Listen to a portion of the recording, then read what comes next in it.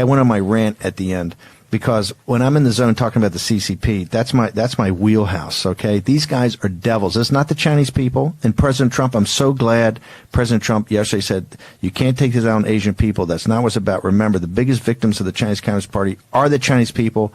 They're among the most decent, hardworking people on earth. Since I was a young naval officer back in, I think, 76, 77. Went to, with the 7th Fleet, went to Hong Kong, went throughout Asia, fell in love with it. Great people, lived there, fantastic.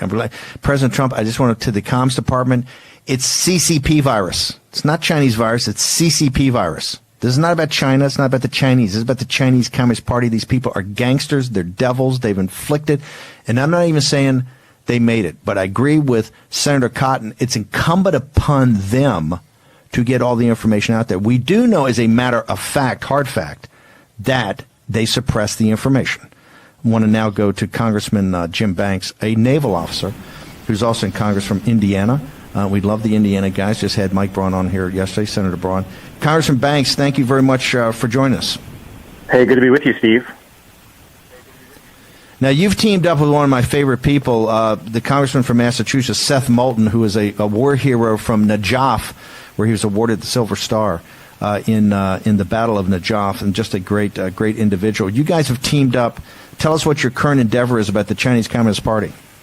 Well, Steve, this isn't the first time that Seth and I have teamed up. He and I are both co-chairing something called the Future of Defense Task Force, which is a task to us by the leadership of the House Armed Services Committee. And a part of that effort, we're studying as we study the future of warfare and how we compete with China, not just in the near term, but the long term. Many of our discussions go back to what you and I are talking about today. It's so relevant to the coronavirus, the pandemic, and what Seth and I have determined with our resolution that we dropped just minutes ago on the House floor with the support of dozens of other original co-sponsors is it's important that we hold the CCP accountable. We specifically identify them as being responsible for this pandemic.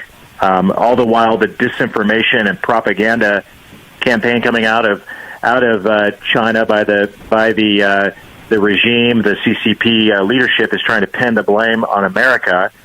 This is an act of Congress declaring in this resolution that the CCP is responsible. We should hold them accountable, and ultimately, we should make them pay. That's the intent of our resolution, which is picking up a lot of steam just in the first hours of releasing it. I'm overwhelmed with colleagues who are reaching out to sign their name onto it as well.